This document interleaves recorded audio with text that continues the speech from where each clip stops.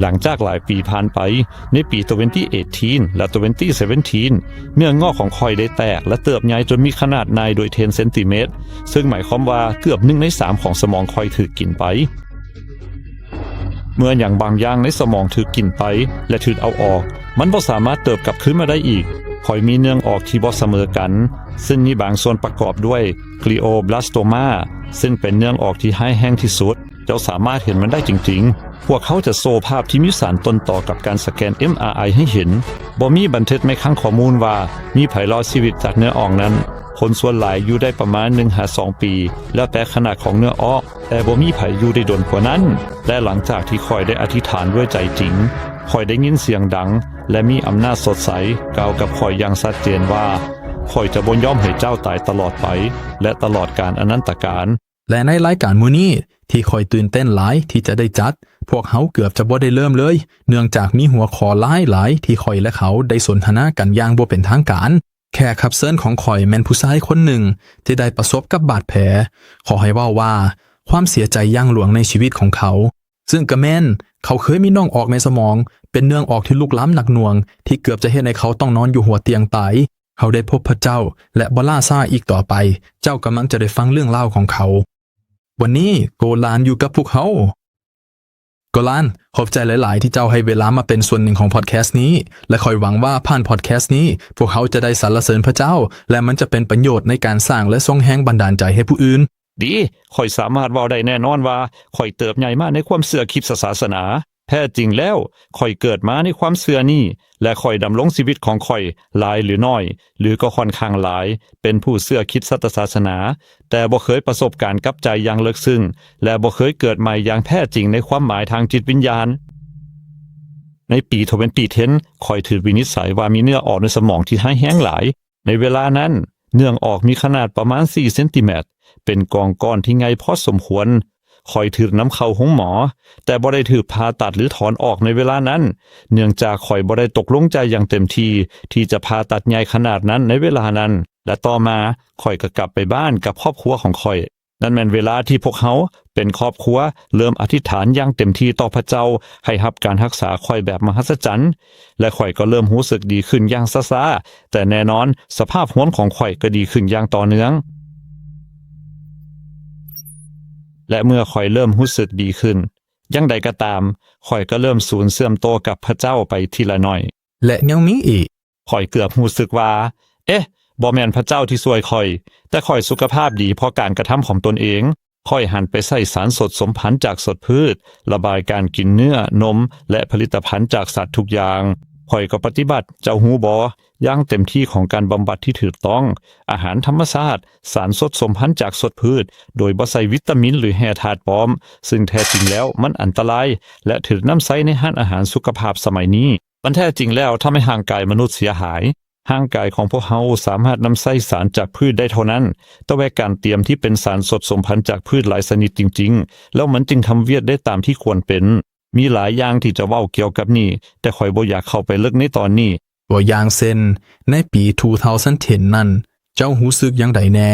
ในเวลานั้นเจ้ามีอาการปวดหัวหรืออึดอัดหลายๆบ่มันเป็นอาการปวดหัวตลอดเวลาบ่เป็นอาการปวดหัวแบบไม่เคนบ่เจ้ามารู้สึกจุดนั้นได้จังใดที่เจ้าบอกว่าเขาอยากไปหาหมอเพื่อกวดเบิงก็ข่อยเป็นล้มอย่างกระทันหันแล้วพวกเขาก็ได้นำข่อยไปห้องหมอโดยรถพยาบาลแล้วอยู่นั้นเมื่อกวดสอบพวกเขาพบว่าข่อยมีเนื้องอกในสมองขนาดในประมาณ 4-5 เซนติเมตรแล้วพวกเขาก็อยากจะตัดออกทุกอย่างในทันทีแต่โชคดีที่เมียที่ฮักของข่อยคัดค้านอย่างแหงและสุดท้ายก็บ่ยอมให้เฮ็ดดังนั้นพวกเขาก็เปิดกะโหลกของข่อยอย่างระมัดระวังแล้วหลังจากนั้นพวกเขาก็โทรหาเมียของข่อยในทันทีเพื่อขออนุญาตอย่างจริงจังให้ตัดออกทุกอย่างเมียของข่อยปฏิเสธอย่างแน่นอนดังนั้นพวกเขาก็ปิดหัวของข่อยอย่างระมัดระวังและปล่อยให้ข่อยอยู่อย่างนั้นและตามการประเมินทางการแพทย์ของพวกเขาข่อยได้เลือกอย่างมีสติที่จะบ่อยู่ต่อซึ่งเป็นความรู้สึกที่ลึกซึ้งและยุ่งยากมันเป็นเวลาโดนหลายและแล้วข่อยก็เริ่มก่อนนั้นข่อยกินเนื้อหลายและอาหารที่บ่ดีต่อสุขภาพนับจากนั้นมาข่อยกลายเป็นคนกินอาหารพืชอย่างเต็มตัวกินแต่อาหารจากพืชอย่างเดียวและข่อยหยุดกินเนื้อและสิ่งอื่นๆทั้งหมดและข่อยรู้สึกดีขึ้นหลายๆดังนั้น ในระยะนั้นที่อยู่ห้องหมอและหลังจากนั้นพวกเขาก็อธิษฐานหาพระเจ้าอยู่เวลาตลอดให้พระองค์รักษาและช่วยชีวิตพวกเขาอย่างที่ข่อยได้กล่าวไว้และเมื่อข่อยดีขึ้นข่อยก็เริ่มลืมเพิ่มขึ้นว่าสุขภาพของข่อยเป็นผลมาจากการเข้าแทรกแซงของพระองค์และผ่านไปครึ่งปีข่อยก็หยุดอธิษฐานและเหียนทุกอย่างไปเลยแท้จริงแล้วเป็นเวลา1 ปีขอโทษด้วยและอยู่ดีๆข่อยก็กลับไปอยู่ห้องหมออีกมันถูกวินิจไว้ข่อยได้ไปกวดสุขภาพเมื่อเดือนก่อนและพบว่ามีเนื้องออกอยู่ด้านซ้ายนี้และเดือนต่อมาเนื้องออกนั้นเป็นเนื้องออกที่ร้ายแรงที่สุดเมื่อข่อยถูกนำเข้าห้องหมอก็พบว่าอีกฝั่งหนึ่งของสมองข่อยมีเนื้องออกเพิ่มอีก3 ก้อนอันนึงมีขนาด2หลักๆแล้วประมาณ1 เซนติเมตรเกือบทั้งหัวของข่อยถูกเนื้องออกกินเกือบหมดแล้วและอื่นๆข่อยจำได้ดีหลายๆเลยพนักงานห้องหมอได้บอกข่อยอย่างชัดเจนว่าพวกเขาบ่สามารถช่วยอย่างใดและข่อยควรกลับบ้านไปเตรียมตัวก่อนที่จะอำลาครอบครัวที่ฮักของข่อยเป็นครั้งสุดท้ายแม้ว่าข่อยจะสื่อสารหยังบ่ได้หลายเท่าใดข่อยอยู่ในสภาพคือกับคนเคิงมีสติถ้าจะว่าแบบนั้นเป็นความหมายแบบสัญลักษณ์และหลังจากนั้นมันก็เป็นบ่ายวันเสาร์เป็นเวลาฤดูร้อนสุดๆอุณหภูมิประมาณ40 องศาเซลเซียสพวกเขาอยู่สันเทิงของบ้านและมีคนหลายๆมาอธิษฐานให้ข่อยหายดีฟ้าบ่มีเมฆเลยและอยู่ดีๆในระหว่างการอธิษฐานมันก็เริ่มฟ้าห้องดังหลายจนทุกคนตกใจสนให้ว่าเกิดหยังขึ้นหรือว่าเป็นวันสิ้นโลกมันดังหลายจริงๆและอยู่ดีๆข่อยรู้สึกดีปกติเลยข่อยลุกขึ้นได้พลังกลับคืนมาแล้วพวกเขาก็ไปห้องหมอเพื่อสแกน MRI และที่นั่นก็ได้ถูกยืนยันว่าก้อนเนื้อไหมทั้งหมดหายไปหมดคือบ่เคยมีอยู่ดังนั้นก้อนเนื้อหลักที่อยู่ข้างซ้ายอันนั้นบ่ได้ย่อลงแต่สิ่งที่เฮ็ดให้ข่อยเปือบตายหายไปหมายความว่าพระเจ้าได้สร้างส่วนนั้นของสมองข่อยขึ้นมาจริงๆ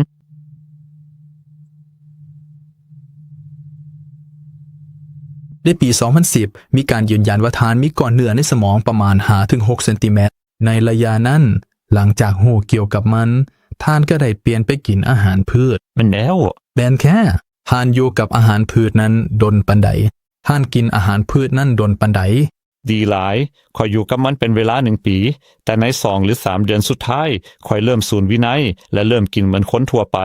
แม้นยังบ่มีเนื้อแต่กินบ่ดีต่อสุขภาพและเพียงแต่2 เดือนที่ละทิ้งอาหารที่ดีต่อสุขภาพและพระเจ้าข่อยก็เจ็บป่วยอีกพอถ้ามีไผบ่สรรเสริญและยกย่องพระเจ้าและบ่แสดงความกตัญญูมันหมายความว่าเขาได้ละทิ้งพระเจ้าแล้วหลังจากนั้นท่านขอให้ว่ากลับคืนไปหาวิธีกินที่จริงใจเหมือนเก่าอีกครั้งดังนั้นเมื่อพระเจ้าได้สร้างปาฏิหาริย์อีกครั้งข่อยก็เริ่มเฮ็ดทุกอย่างให้ถูกต้องอีกครั้ง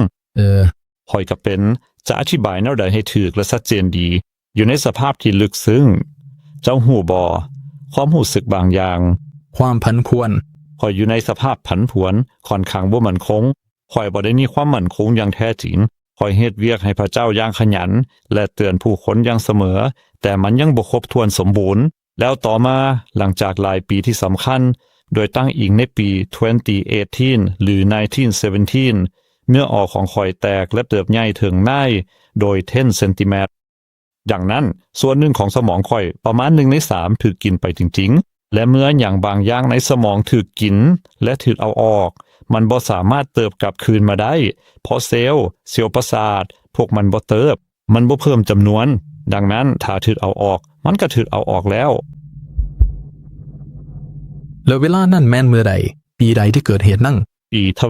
2018และในปี2018จะนั้นแม่นขอให้ว่าจุดหันสำคัญสำหรับข่อยแม่นบ่ในชีวิตส่วนตัวของเจ้ากลัวความตายบ่เจ้าเคยคิดถึงมันบ่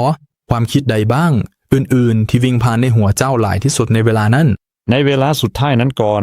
ขอให้เอิ้นว่าความตายซึ่งมันควรจะเป็นอย่างนั้น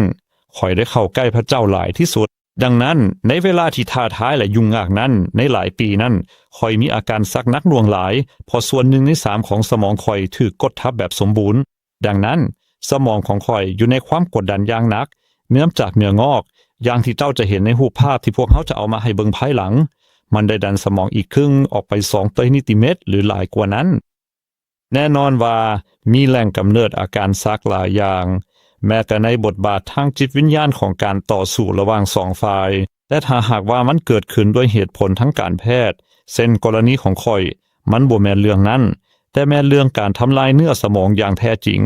และด้วยความกดดันอย่างหลวงหลายต่อส่วนที่เหลือของสมองซึ่งมีความหนาประมาณ2-3มิลลิอย่างเจ็บปวดหนักมันแม่นสิ่งที่เห็นได้ชัดว่าเป็นความทุกข์ทนอย่างหนักเหมือนมีคนจงใจน้ำสายไฟฟ้า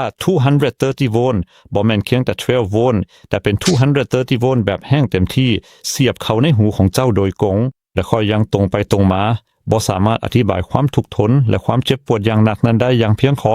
แม้ว่าค่อยจะเต็มไปด้วยความเกิดสังและอยากให้คนอื่นประสบกับความทุกข์ทนแบบนี้จริงๆค่อยก็บ่เคยอยากให้เกิดขึ้นกับไผเลย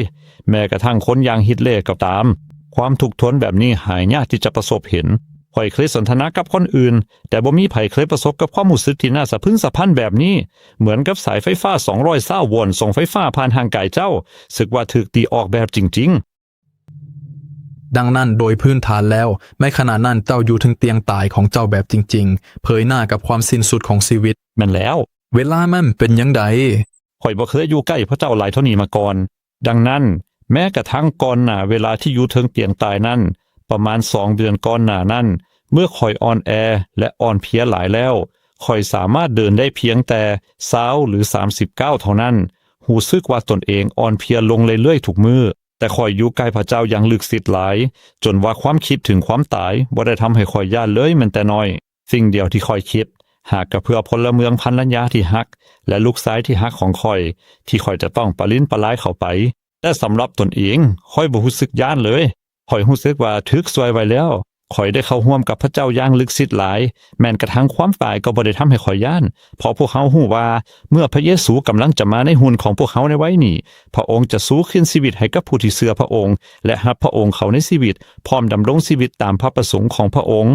ดังนั้นในทางหนึ่งมันแม่นส่วนที่งามที่สุดในชีวิตของข่อยแต่พร้อมกันนั้นข่อยรู้สึกว่ามันจะเป็นความเห็นแก่ตนเองหลายเกินไปถ้าข่อยจะรับความรอดเพียงผู้เดียวผ่านการสืบสารที่ลึกซึ้งแบบนี้ในขณะที่ยังมีคนอีกหลายในโลกนี้จะพินาศตลอดไปและนี่มันเหตุผลที่ข่อยในขณะที่นอนอยู่นั้นข่อยได้อธิษฐานอย่างลึกซึ้งต่อพระเจ้าถ้ามันเป็นพระประสงค์ของพระองค์ที่จะสร้างปาฏิหาริย์เพราะว่านี่บ่แม่นเรื่องการรักษาแต่เป็นเรื่องการสร้างสมองใหม่เนื่องจากสมองของข่อยถูกกินไปแล้วดังนั้นแม่นแล้ว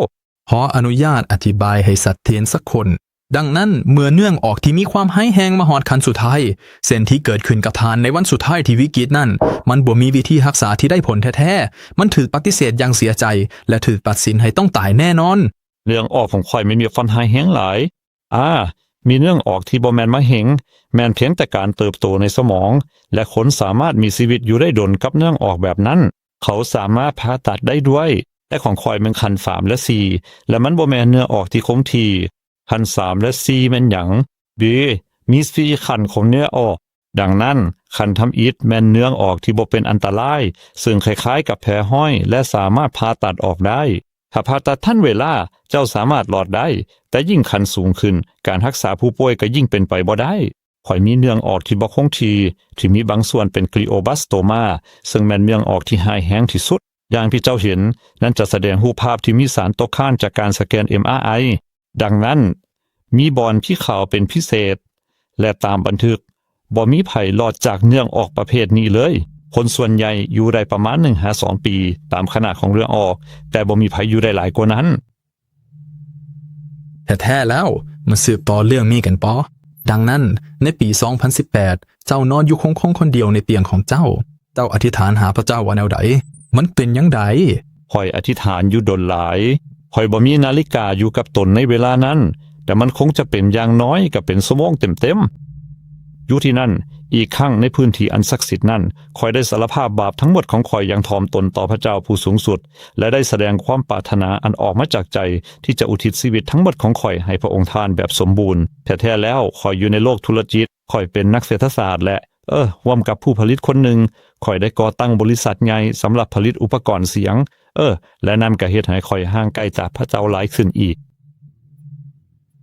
ดังนั้นพระเจ้าจึงต้องยอมให้สิ่งนั้นเกิดขึ้นเพื่อให้ข่อยสามารถอยู่กับพระองค์และอยู่ใกล้ชิดพระองค์ได้แต่ในการอธิษฐานนั้นข่อยได้อธิษฐานขอพระเจ้าทุกอย่างขอให้พระองค์อภัยให้ข่อยที่เคยหันหน้าออกจากพระองค์ที่เข้าไปพัวพันกับธุรกิจนั้นและทุกสิ่งทุกอย่างเหล่านั้น และค่อยได้สารภาพบาปทั้งหลายที่ค่อยจืดจำได้อย่างชัดเจนและขอพระองค์อย่างสุดใจให้พระองค์อภัยบาปของค่อยและถ้ามันเป็นพระประสงค์อันบริสุทธิ์ของพระองค์จริงๆดังที่ค่อยเคยกล่าวไว้ก่อนหน้านี้ให้พระองค์ทำอิทธิหารอันมหัศจรรย์แท้ๆเพื่อให้ค่อยสามารถส่งข้อความสำคัญอันเร่งด่วนเตือนไปหามนุษย์ทุกคนเพื่อให้หลายคนได้ฮอดก่อนการกลับมาอันทรงราชของพระเยซู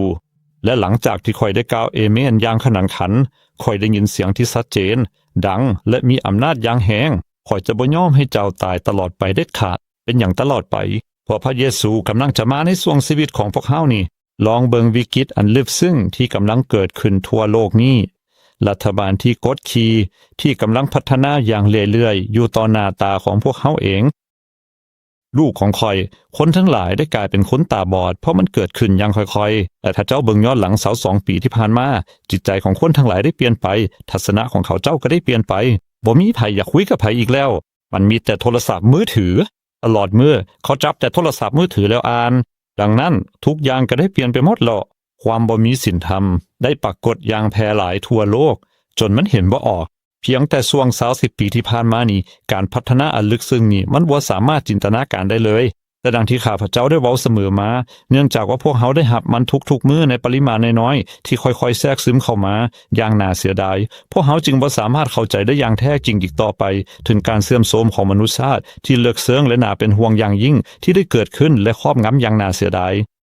ข่อยเข้าใจแล้วฉะนั้นเจ้าได้อธิษฐานด้วยใจจริงต่อพระเจ้าที่ใช้เวลาประมาณ1 ชั่วโมงเต็มมีหยังเกิดขึ้นแท้หลังจากการอธิษฐานที่สำคัญนั้นแล้วดีละข่อยอยู่ห้องหมอและสิ่งที่น่าสนใจอย่างแหกคือว่าอยู่ดีๆคนแปลกหน้าคนเจ็บอื่นๆเริ่มเข้ามาหาข่อยและถามว่าพวกเขาสามารถฟังอย่างบางอย่างเกี่ยวกับพระเจ้าได้บ่และนี่แม่นในประเทศที่ข่อยอาศัยอยู่ในเวลานั้นมันเป็นประเทศที่บ่เชื่อพระเจ้าและห่างไกลจากพระเจ้าหลายตอนเข้ามหาวิทยาลัยเวียกงานอันดับทำอีกของข่อยมันเป็นเจ้าหน้าที่เอ็กซเรย์และข่อยยังเคยบริหารแผนกที่มี MRI และโทโมกราฟีดังนั้นข่อยฮู้ดีหลายว่าบรรยากาศในวงการแพทย์เป็นแนวใดและการเว้าถึงพระเจ้าในสภาพแวดล้อมนั้นมันเป็นไปบ่ได้แต่ที่น่าสนใจก็คือมีคนประมาณ30 คนมาพบข่อยในขณะที่ข่อยอยู่ที่นั้นเป็นจำนวนหลายและทุกคนล้วนแต่หิวหาความจริงและข่อยสามารถเว้าความจริงให้แต่ละคนได้สิ่งที่ทำให้ข่อยประหลาดใจหลายที่สุดก็คือในบรรดาคนที่ข่อยได้พบจากท่านหมอไปจนถึงผู้รับผิดชอบเรื่องความสะอาดประสบการณ์ที่สำคัญที่สุดของข่อยแม่นกับคนที่รับผิดชอบเรื่องความสะอาดบ่ฮู้แน่ว่าแนวใดผ่านภรรยาของข่อยเซาเริ่มถามหาเรื่องของข่อยมันยากหลายที่จะเข้าใจกับคนแปลกหน้าสินดีคนที่ถามหาและอยากติดต่อกับเจ้าและข่อยก็ได้อยู่อีก 2-3 มื้อในสถานที่ห่างไกลอื่นและโซบ่ดีที่บ่ได้มีโอกาสพบผู้หญิงคนนั้นเป็นการส่วนตัวดังนั้นข่อยก็ไปที่นั่นและแม่นๆว่าอยู่ไกลห่างหลายสาวก็ห้องเอิ้นข่อยทันทีโกแลนเด้อเจ้าช่วยเล่าหยังที่เป็นความลึกซึ้งแท้ๆให้ข่อยฟังได้ดีบ่เกือบกับความจริงเกือบกับพระเจ้าเกือบกับพระเยซูข่อยหมายความว่ามีปาฏิหาริย์ที่มหัศจรรย์เกิดขึ้นหลายและคนหลายกำลังหันมาเชื่อสาในโรงหมอนั้นจนข่อยรู้สึกตกใจหลายเพราะข่อยบ่เคยประสบการณ์อย่างนี้หลายก่อนข่อยเคยเรียนพระคัมภีร์และเรื่องเกี่ยวกับยุคสุดท้ายก่อนพระเยซูจะกลับมาแต่ข่อยบ่เคยเห็นการกระทำของพระเจ้าที่มีอำนาจและหุ่นแห้งขนาดนี้ข่อยก็สามารถเว้าได้ว่าแม้กระทั่งมื้อนี้ข่อยก็ยังเฮ็ดเวียกให้พระเจ้าอย่างเต็มที่และปาฏิหาริย์ก็เกิดขึ้นอยู่เรื่อยๆตัวอย่างเช่นในไมดนนี้ข่อยผ่านสภาพการที่แปลกประหลาดแบบจริงๆและบ่เป็นไปได้เลยหรือแม่นบ่น่าเชื่อถือข่อยก็ดันสามารถถึงคนนั้นได้อย่างบ่ฮู้ตัวหลังจากนั้นผู้คนก็โทรหาข่อยเนื่องจากมีผู้หญิงคนหนึ่งที่โศกหายหลายกำลังเสียชีวิตอย่างซ่าๆเนื่องจากมะเร็งที่หายแห้งและมันได้กินพื้นที่ทั้งหมดในท้องของนางไปหมดแล้วทุกอย่างทุกอวัยวะทุกอันหายไปเมิดแบบสิ้นเชิงและมันเป็นสิ่งที่เห็นแล้วเจ็บใจและน่าสดสงหลายดังนั้นข่อยและภรรยาที่หักของข่อยได้ไปเยี่ยมนางอธิษฐานอย่างเต็มที่กับนางและสนทนากันหลายและยาวนานเว้าถึงพระเจ้าเว้าถึงความจริงที่ลึกซึ้งและถาวรหลังจากนั้นนางถูกส่งไปอยู่ห้องดูแลประคองชีวิตของคลินิกที่เป็นสถานที่สำหรับผู้ที่อยู่ช่วงสุดท้ายของชีวิตพวกเฮาได้อธิษฐานและข่อยก็มีกลุ่มอีกด้วยข่อยสามารถส่งลิงก์ให้เจ้าได้เพื่อให้เจ้าเข้าร่วมกับพวกเฮาใน Facebook และออนไลน์ยังใดก็ตามหลังจากพวกเขาอธิษฐานไปบ่หลายมือแม่หญิงคนนั้นก็ถูกออกจากห้องดูแลประคองชีวิตด้วยความรู้สึกดีกว่าเคยและตอนนี้นางก็มาร่วมอธิษฐานกับพวกเขาในกลุ่มของพวกเขาประสบกับเหตุการณ์แบบนี้อยู่เป็นประจำ สรรเสริญพระเจ้าสรรเสริญพระเจ้าดังนั้นนี่แม่นผลที่ได้จากการมีส่วนร่วมกับพระเจ้าของข่อยแม้ก่อนปี 2018 ข่อยเคยเฮ็ดเวียกให้พระองค์ในหลายขั้นตอนแต่นับแต่เวลานั้นมาข่อยได้อุทิศชีวิตทั้งหมดของข่อยให้พระองค์อย่างหมดใจและผลตามมามีคนไม่หลายได้พบพระเจ้าอย่างแท้จริงบ่ได้เป็นพลังของข่อยเองแต่อย่างใดแต่เป็นเพราะว่าข่อยได้มอบจิตใจให้พระเจ้าเพื่อให้พระองค์สามารถเว้าคำที่ลึกซึ้งเหล่านั้นผ่านข่อยบ่แม่นข่อยเองแต่เป็นผ่านการนำพาอันทรงเกิดของพระองค์สรรเสริญพระเจ้าขออยากให้พวกเฮากลับไปเบิ่งประสบการณ์ของท่านอีกนี้หลังจากท่านอธิษฐานกับพระเจ้าในครั้งนั้นที่ยาว1 ชั่วโมงเกิดหยังขึ้นกับมะเร็งหมอว่าจังใดหลังจากนั้นผลสแกนออกมาเป็นแนวใดดีละในขณะที่ข่อยอยู่ห้องหมอเขาได้เปิดออกอีกครั้งจงฮู้บ่เพื่อเบิ่งว่าสามารถเฮ็ดหยังได้บ้างและเขาก็ปิดมันครึ่งเขาได้ตัดเนื้อออกประมาณ1 เซนติเมตรกับอีกครึ่งเพื่อนำไปวิเคราะห์ซึ่งเขาพบเพียงว่ามันเป็นมะหิงคันซีนั่นหมายความว่าเป็นเนื้องอกที่ร้ายแรงที่สุดแม้นว่าบ่มีอยู่ในบันทึกก็ดีอาจจะมีอยู่เสมอาจจะมีในบรรดาคนหลายพันล้านคนใดคนหนึ่งที่รอดชีวิตจากอย่างบางอย่างคือกันกับระเบิดในประเทศญี่ปุ่นยังมีคนที่รอดชีวิตถึงแม้นอยู่ในระยะ400 เมตรแต่ในสภาพปกติบ่มีบันทึกในห้องสมุดการแพทย์ว่ามีคนใดรอดชีวิตจากอันนี้เพราะมันไวกว่าและบ่แม่นเป็นการบำบัดทางธรรมชาติด้วยซ้ำข่อยเป็นคนส่งเสริมการบำบัดทางธรรมชาติด้วยสารสดสมพันธุ์จากสดพืชบ่แม่นวิตามินและแร่ธาตุที่เขาขายอยู่ห้านไบโอที่คนเฮ็ดเงินจากมันแต่ในห้านเหล่านั้นก็มีสารสดสมพันธุ์เหล่านี้อยู่เช่นกันตัวอย่างเช่นสารสดแคลเซียมที่ผลิตจากพืชบางอย่างในทะเลและมันต้องเป็นสารที่มีชีวิตเพราะหลังจากนั้นทุกอย่างจะถือบทละเอียดลายดังนั้นสิ่งที่ข่อยอยากกล่าวก็คือว่าข่อยส่งเสริมยาสมุนไพรแบบดั้งเดิมที่เข้าถึงเลิกกว่าสิ่งที่พวกเขามีอยู่ปัจจุบันที่คนบ่ฮู้ตัวว่าทุกอย่างมันเกี่ยวกับเงินทั้งนั้นแต่เพื่อกลับมาหาคำถามเดิมหลังจากประสบการณ์ที่น่าประหลาดนั้นข่อยลุกจากเตียงอย่างไวหลายและจัดการทุกอย่างได้อย่างมีประสิทธิภาพผู้คนก็ยังโทรหาข่อยอย่างต่อเนื่องอยากคุยกับข่อยในขณะที่ข่อยยังอยู่ในเตียงของพวกเขาแม่นว่าพนักงานพยาบาลที่ทุ่มเทที่เข้ามาเช็คอาการของข่อยอยู่ในห้องทุกอย่างมันน่าสนใจหลายและแน่นอนว่าเป็นเวลาที่น่าจืดจำและหลังจากนั้นข่อยบ่ฮู้เห็นดีหมอก็บ่ค่อยเชื่อว่าข่อยจะฟื้นตัวได้ดีขนาดนี้ดังนั้นพวกเขาจึงให้ข่อยอยู่ต่ออีกหน่อยนึงนานกว่าที่วางแผนไว้เดิมแต่ผ่านไปประมาณ10 มื้อข่อยก็ได้รับการอนุญาตให้ออกจากห้องหมออย่างเป็นทางการและกลับบ้านทันทีกับครอบครัวที่เต็มไปด้วยความรักรู้สึกดีขึ้นหลายและเบาใจในเวลานั้นพวกเขาอาศัยอยู่บ้านเขาและพวกเขาได้ไปย่าง10 กิโลเมตรผ่านภูของและก่อนนั้นข่อยยังย่างบ่ได้แม้แต่10 เมตรแต่หลังจากปานหิตของพระเจ้าข่อยสามารถไปย่างที่กินเวลาหลายกว่า3 ชั่วโมงขึ้นลงภูได้พระเจ้าได้สร้างปานหิตที่บ่สามารถจินตนาได้จริงๆนี่แหละที่ข่อยสามารถเว้าได้และทุกหมอก็เห็นดีกับข่อยได้ถูกกวดโดยหมอที่เก่งที่สุดเพราะพวกเขาบ่เข้าใจว่าเกิดหยังขึ้นหมอคนหนึ่งบอกว่าผ่านฮู้บ่พระเจ้าบ่มีอยู่และปานหิตบ่เกิดขึ้นให้ข่อยเว้าหยังบางอย่างให้ท่านฟังดีเมื่อมะเร็งของท่านหายไปมันบ่ได้หายไปจริงๆเพราะมันบ่สามารถหายไปได้ง่ายๆแต่ว่าร่างกายของท่านบ่ฮู้แน่ว่าเฮ็ดแนวใดมันได้ม่วนมันเองและมันได้หลบตนเองอยู่ระหว่างแถวพระเจ้าบ่มีอยู่ปาฏิหาริย์บ่มีอยู่ดังนั้นนี่ก็เป็นแต่ความเป็นไปได้ทางวิวัฒนาการดังนั้นร่างกายจึงหาวิธีม่วนสมออกไปเพื่อให้การเฮ็ดเวียกของมันดำเนินต่อไปข่อยหมายถึงและข่อยก็มีความเคารพหมอหลายเพราะพวกเขามีการศึกษาสูงและเรียนหนักกว่าพวกเขาที่เรียนจบปกติหลายแต่เป็นหมอคนต้องใช้ความคิดของตนเองเพราะอุตสาหกรรมยาคุมการศึกษาในมหาวิทยาลัยและประลบนักศึกษาด้วยข้อมูลผิดเพื่อให้ยาของพวกเขาขายได้แต่ต้องเน้นย้ำว่าหมอแม่นจำเป็นในการแพทย์ทางธรรมชาติพวกเขามีคนหลายที่ไปสุดขีดและกล่าวว่าพวกเขาบ่จำเป็นต้องมีหมอเลยความสมดุลที่แท้จริงเป็นการใช้และการกองทั้งสองฝ่ายนั่นเป็นสิ่งที่เกิดขึ้นจริงๆหมอหลายคนรู้สึกประหลาดใจบางคนก็ยืนยันความจริงและหมอคนหนึ่งในกลุ่มนั้นนางเป็นสมาชิกคนสำคัญในกลุ่มอธิษฐานของพวกเขามาเป็นเวลาดนดังนั้นตอนนี้ที่พวกเขากำลังเว้าถึงหมอค่อยเพิ่งนึกขึ้นได้ว่า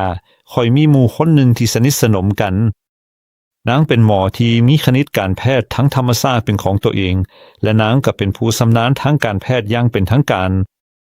แต่นางกาเขาหวนอยู่ในศาสนานิวเอจซึ่งใช้วิธีการที่มาจากฝั่งอื่นแล้วในวิธีที่มหัศจรรย์พระเจ้าได้เสื่อมเฮาเข้าหากันผ่านแม่ของนาง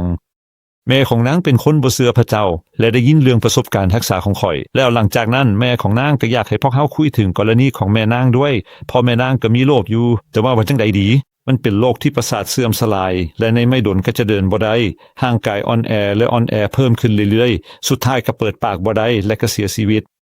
โดยพื้นฐานแล้วมันเป็นโรคที่รักษาบ่ได้บ่มีภัยที่ฟื้นตัวจากโรคนี้ได้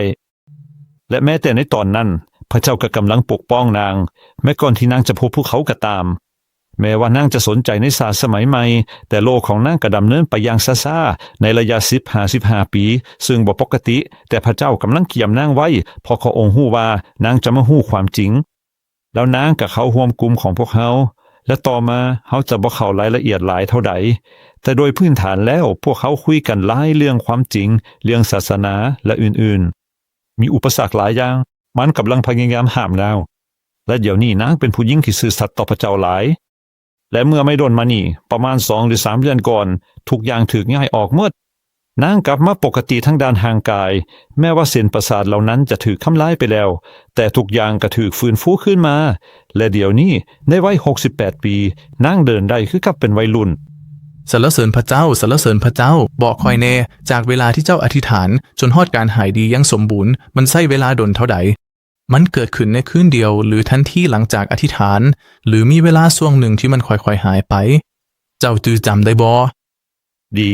อย่างที่ข่อยได้กล่าวข่อยลุกขึ้นทันทีหลังจากนั้นและกลับคืนพลังและทุกอย่างแต่มันใช้เวลาประมาณ1 หรือ 2 ปีให้ทุกอย่างสมบูรณ์ให้กลมเลือดที่สะสมอยู่ในสมออกไปและให้ทุกอย่างแต่ข่อยต้องกล่าวว่าข่อยบ่คิดว่าข่อยจะโกเลพระเจ้าปล่อยให้ข่อยอ่อนแอน้อยนึงดังนั้นแม้นกระทั่งมื้อนี้ข่อยก็ยังบ่แข็งแรงสมบูรณ์เมื่อเฮาเบิ่งตัวอย่างอัครทูตปอเราอธิษฐานต่อพระเจ้า3 เทื่อให้ย้ายโรคนั้นออกจากหัวของเราและพระเยซูได้บอกเล่าตามที่เฮาอ่านในพระคัมภีร์เจ้าถามข่อยพอแล้วอย่าถามข่อยเรื่องนี้อีก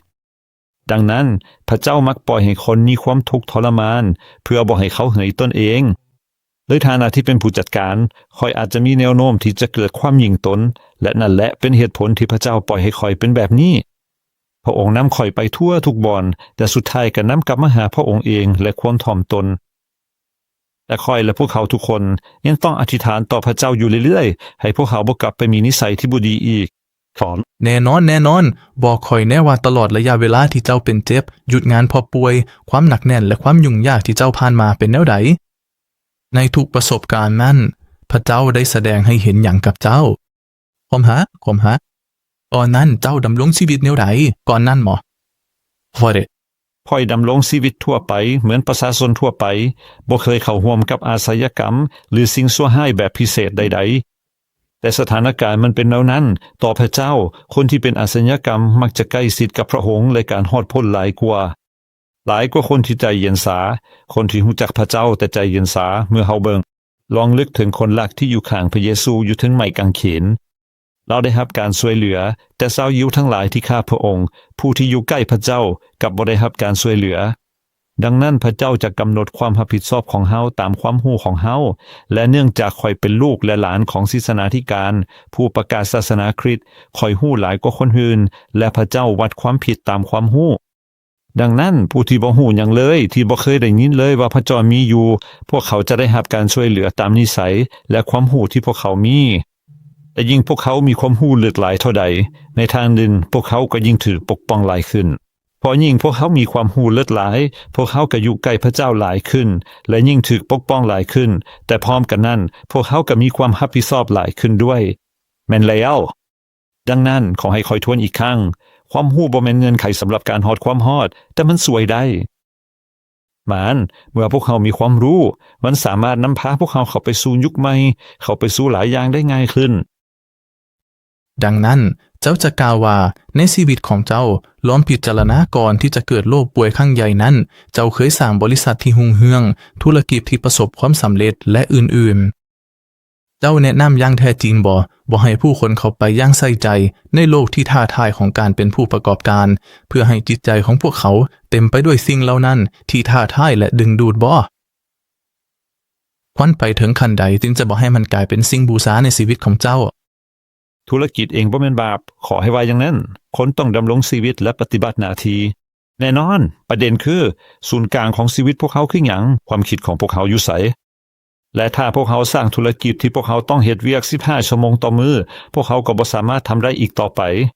พวกเขาต้องยอมรับข่อยหมายถึงข่อยก็บ่สามารถกล่าวอย่างยืนยันได้ว่าข่อยบ่มีมนต์ความบู่ฮ่านและชอบธรรมอย่างแท้จริงในตอนนี้เพราะว่าเป็นมนุษย์พวกเขากำลังเติบโตและพัฒนาอยู่ตลอดเวลาพอก่อนพระเยซูจะกลับมาพวกเขาจะต้องมีความบู่ฮ่านมือหนึ่งพวกเขาอาจจะมาสนทนาเรื่องนั้นด้วยแต่ข่อยลืมสิ่งที่กำลังคิดอยู่ บ่ต้องห่วงเข้ามาล้มกันได้เลย แต่มันเพื่อให้มันหยุดสั่นมิแล้วสวยถามคำถามนั้นอีกครั้งเมมือถือเฮ็ดให้คอริเซียสมาคี แม่นแล้วเจ้าแนะนำให้คนเขามาเฮ็ดธุรกิจส่วนตัวบ่และมันสามารถไปได้ไกลแค่ใดก่อนที่มันจะกลายเป็นสมมุติว่าสิ่งที่เจ้าบูชาในชีวิต ดีแล้วพวกเขาสามารถเห็นได้อย่างชัดเจนในพระคัมภีร์เก่าว่าคนที่ห่างมีและประสบความสำเร็จหลายที่สุดในโลกก็เป็นคนที่ซื่อสัตย์และเชื่อถือพระเจ้าหลายที่สุดในเวลาเดียวกันดังนั้นมันแม่นหลักฐานว่าความห่างมีเองบ่แม่นอุปสรรคที่บ่สามารถผ่านได้ในการไปฮอดความรอดแต่เสียดายตามที่พระเยซูได้กล่าวไว้อย่างลึกซึ้งมีเพียงแต่คนห่างมีบ่หลายที่สามารถเข้าไปในอาณาจักรฟ้าได้อย่างแท้จริงพวกเขาจะบ่สามารถผ่านเข้าไปได้เหมือนอูฐผ่านประตูแคบนั่นหมายความว่าในทัศนะของข่อยธุรกิจจะเป็นธุรกิจได้ก็ต่อเมื่อพระเจ้าเป็นผู้นำทางให้พวกเขาและพระองค์นำพาพวกเขาแม้แต่ในเรื่องธุรกิจและพวกเขายังคงยึดเกาะพระองค์เพื่อให้เมื่อพวกเขาเฮ็ดเวียกพวกเขาอธิษฐานและขอคำแนะนำจากพระองค์ว่าพวกเขาควรเฮ็ดหยังอยู่นี่พวกเขาจะหลอกลวงหุ้นส่วนธุรกิจของพวกเขาบ่พวกเขาจะบ่ซื่อสัตย์บ่พวกเขาจะขโมยบ่ว่าจะเป็นวิธีใดก็ตามแต่นั่นก็บ่แม่นจุดประสงค์หลักเช่นกันจุดสำคัญคือสิ่งที่อยู่กลางความคิดของพวกเขาถ้าพวกเขาสามารถเห็นว่าเนื่องจากธุรกิจพวกเขาจะบ่สามารถที่จะอธิษฐานอย่างน้อย1ชั่วโมงในตอนเช้าเมื่อพวกเขาตื่นถ้าพวกเขารู้สึกว่าพวกเขากำลังหยุดว่าความเข่งตึงจากธุรกิจได้ควบคุมพลังของพวกเขาว่าพวกเขาบ่มีพลังที่จะลุกขึ้นอธิษฐาน1ชั่วโมงและอธิษฐานตอนแลงก่อนนอนนั่นควรเป็นสัญญาณให้พวกเขารู้ว่านี่บ่แม่นตามพระประสงค์ของพระเจ้า เจ้าได้หายดีจากประสบการณ์นั้นแบบสมบูรณ์แล้วมื้อนี้แม่นปี 2025 และสมมุติว่าผ่านมาประมาณ4หรือ5ปีแล้วนับแต่เจ้าถูกปลดปล่อยออกจากนั้นแม่นถือบ่ อาจจะหลายกว่านั้นอีกนั่นแม่นปี 2018 บ่มันแม่นปี 2025 นับได้8หรือ9 ปี ตอนนี้เจ้ารู้สึกแนวใดเลยข่อยเชื่อว่าผู้ชมจะสนใจหลายกับเรื่องนี้เจ้ายังมีปัญหาสุขภาพหรืออันหยังที่ติดโตมาจากเวลานั้นบ่ ค่อยรู้สึกอ่อนแอกว่าเก่าค่อยหมายความว่าอย่างที่ค่อยว่าค่อยบ่แม่นอธิสาวปอและก็บ่แม่นผู้พยากรณ์ขอให้เจ้าเข้าใจค่อยเวลาเดียวที่ค่อยได้ยินเสียงของพระเจ้าอย่างชัดเจนแม่นตอนที่พระองค์รักษาค่อยนับแต่นั้นมาค่อยบ่เคยได้ยินเสียงสัตว์ๆอีกเลยคนทั้งหลายค่อยสังเกตอยู่เรื่อยว่ามันมักจะกระซิบอยู่หูและหลายเทื่อกระทั่งความคิดของพวกเขาเองที่รู้สึกคือว่ามีคนมาเว้าหาพวกเขาหรือคือมีคนกำลังเว้ากับพวกเขาจริงๆแล้วอาจจะเป็นความคิดของพวกเขาเองดังนั้นในด้านนั้นเจ้าต้องระมัดระวังหลายๆนี่แหละที่ค่อยสามารถเว้าได้มันก็เป็นอย่างนี้กับประสบการณ์ของค่อยเช่นกันดังนั้นพระเจ้าก็นำทางให้พวกเขาและเมื่อพวกเขาอยู่ใกล้พระองค์สุดท้ายพวกเขาก็จะได้ยินคำของพระองค์แต่มารก็วางขอบเขตให้พวกเขาขอให้พวกเขาจืดจำตัวอย่างเช่นเหตุการณ์สำคัญนั่นเมื่อซื้ออย่างนะลูกหลานที่สืบสารมาจากอับราฮัมผ่านสายตระกูลของเอสาวคือยาโกบเมื่อเราได้ต่อสู้กับพระเยซูอย่างมีชื่อเสียงพระคัมภีร์ได้กล่าวอย่างชัดเจนว่าเป็นทูตสวรรค์แต่ในข้อความหนึ่งที่มีแนวคิดแบบลึกซึ้งนักเขียนที่ดีแท้และเคารพหลายคนได้อธิบายเหตุการณ์นั้นอย่างชัดเจนในเวลาเดียวกันนั่นแหละม่านเองก็กระซิบเสียงอย่างหล่อลวงอยู่ข้างหลังเราค่อยบอกเล่าอยู่เรื่อยๆว่าเจ้าบ่มีทางชนะได้ในการต่อสู้นี้และอื่นๆอีกพยายามปลูกฝังความสงสัยและความหมดหวังในใจของเราหรือบางที่ก็ชนะแล้วกลายเป็นคนมีความเกิดความสังวางๆพวกเขาต้องระมัดระวังอย่างหลายกับโลกเหนือธรรมชาติเนื่องจากนั่นแหละเป็นบอนที่มารอยู่หลายที่สุดค่อยสังเกตเห็นว่าในหลายขบวนการที่เริ่มต้นหันไปหาความจริงมารก็มาปรากฏทันทีและพวกเขาก็สุดท้ายตกอยู่ในความหลงผิดที่แห้งกว่าเก่าอีกแน่นอนตอนนี้เจ้ากินอาหารพืชหรือบ่และเจ้าแนะนำให้คนอื่นกินอาหารพืชบ่ทุกมื้อนี้อาหารพืชเป็นสิ่งจำเป็น ข่อยอยากบอกอย่างหนึ่งแม้ว่าข่อยจะหมายความว่าข่อยบ่กินผลิตภัณฑ์จากสัตว์เลยพืชในสมัยนี้โดยเฉพาะถ้าเจ้าบ่ได้ปลูกเองในสวนของเจ้าในดินของเจ้าพืชเหล่านั้นจะขาดสารอาหารหลายและในเวลาเดียวกันพวกเขาถูกบังคับให้กินไข่แม่นผลิตภัณฑ์จากสัตว์อย่างเดียวที่มีบ่แม่นแต่เนื้อสัตว์บ่แม่นเพียงแต่สิ่งที่สุกงอมแต่เป็นทุกอย่างที่จำเป็นสำหรับการดำรงชีวิตเพื่อให้สิ่งมีชีวิตที่สมบูรณ์สามารถเติบโตได้อย่างครบถ้วนจากมันดังนั้นมันเป็นการรวบรวมที่สมบูรณ์อยู่ที่นั่นถ้าเมื่อใดมีการกดขี่เกิดขึ้นข่อยก็บ่ได้ประหลาดใจหยังถ้าพวกเขาจะต้องเลี้ยงพวกมันในตอนนั้นแต่สิ่งนั้นควรจะวางไว้ต่างหากดังนั้นพวกเขาควรจะกินอาหารพืชประมาณ 99% และตัวอย่างเช่นพวกเขาควรเฮ็ดขัวปังไว้กินศัตรูได้เฮ็ดให้ขัวปังกลายเป็นสารพิษที่อันตรายที่สุดในอาหารสมัยนี้และในข้าวสาลีสมัยเนี่ยโครงสร้างพันธุกรรมของมันถูกดัดแปลงดังนั้นมันจึงกลายเป็นอันตรายหลายแต่ขัวปังทุกชนิดเช่นเอมเมอร์และอื่นๆถ้าเฮ็ดด้วยเพลพงแห้งอย่างเดียวบ่ให้ใส่เพลพงสดเด็ดขาดและต้องอบให้มีหูในขัวปังและให้มันแห้งซิ่มดีที่สุดควรปฏิบัติมันไว้ในเง้อมีแม่นหนึ่งในพื้นฐานของอาหารที่ดีต่อสุขภาพและอื่นๆข่อยจะบ่เข้าไปในหัวข้อนั้นเดี๋ยวนี้แม้นว่าข่อยเคยใช้เวลาหลายกับมันพวกฝ่ายเอง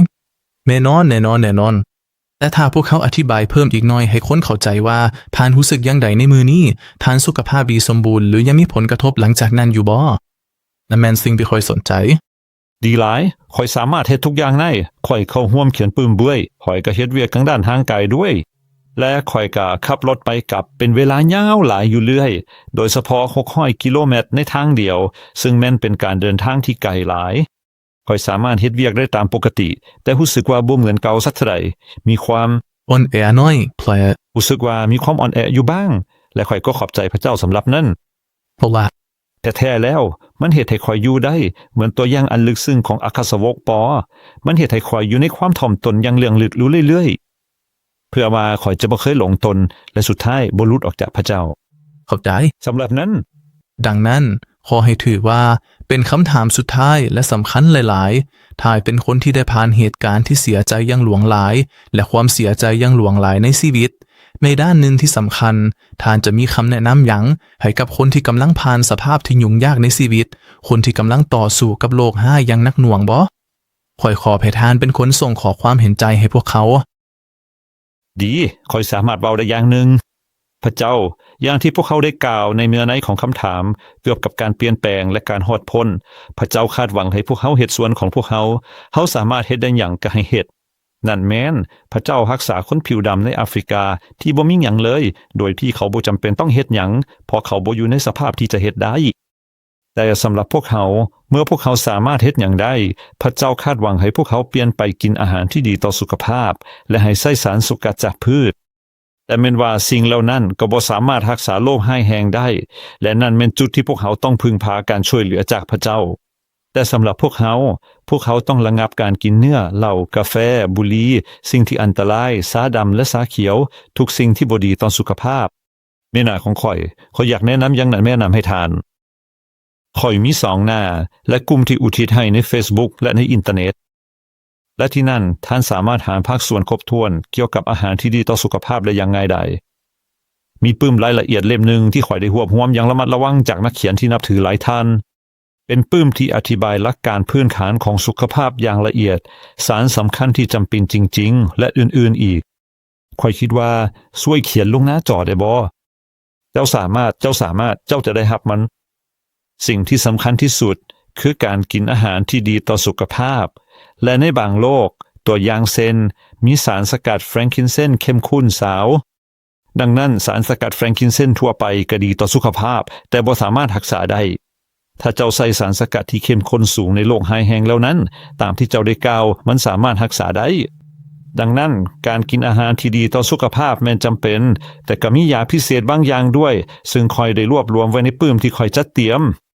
และเมื่อเอาทุกอย่างเหล่านี้ไปใช้ก็สามารถกลับคืนสุขภาพได้แม้ในขั้นสุดท้ายและพระเจ้าจะเฮ็ดส่วนที่เหลือแน่นอน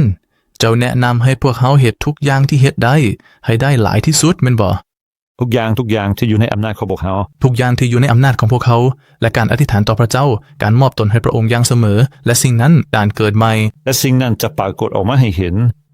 ค่อยสามารถถามคำถามกับไผคนหนึ่งได้เท่านั้นถ้าเจ้าเห็นคนที่สั่งเจ้าที่โจมตีเจ้าหรือเฮ็ดให้เจ้าในด้านต่างๆรวมทั้งธุรกิจและเจ้ารู้สึกสั่งคนนั้นนั่นควรเป็นสัญญาณให้เจ้าเริ่มอธิษฐานต่อพระเจ้าให้พระองค์ประทานความฮักเต็มใจในหัวใจของเจ้าเพื่อให้เหมือนกับที่พระเยซูฮักศัตรูของพระองค์พวกเขาก็ต้องฮักศัตรูของพวกเขาเช่นกันนี่บ่ได้หมายความว่าพวกเขาควรโกงหัวให้กับศัตรูของพวกเขาแต่พวกเขาบ่ควรสั่งและถึงแม้นศัตรูที่เลวร้ายที่สุดของพวกเขาจะมาหาพวกเขาก็ควรช่วยเหลือเขากอลันขอบใจที่เป็นส่วนสำคัญของพอดแคสต์ที่มีประโยชน์และลึกซึ้งนี้ขออนุญาตขอให้ข่อยกล้าถามคำถามสุดท้ายที่ลึกซึ้งนี้ได้บ่พระเจ้าได้ช่วยเจ้าจากโลกให้หนักนั้นอย่างแน่นอนเพื่อให้เจ้าได้เป็นแสงสว่างในโลกนี้อย่างแท้จริงเพื่อแบ่งปันพระองค์และพระคำอันทรงสิทธิ์ของพระองค์อย่างเปิดเผยถ้านี้เป็นคำปราลัยอันอบอุ่นจากใจครั้งสุดท้ายของเจ้าในโลกนี้ในโลกใบนี้เจ้าอยากทรงขอความที่ลึกซึ้งหลายที่สุดให้กับทุกคนแนวใดพระเจ้าและพระเยซูฮักเจ้าบ่มีฮักใดยิ่งใดกว่าความฮักที่พระบิดาและพระบุตรมอบให้เฮา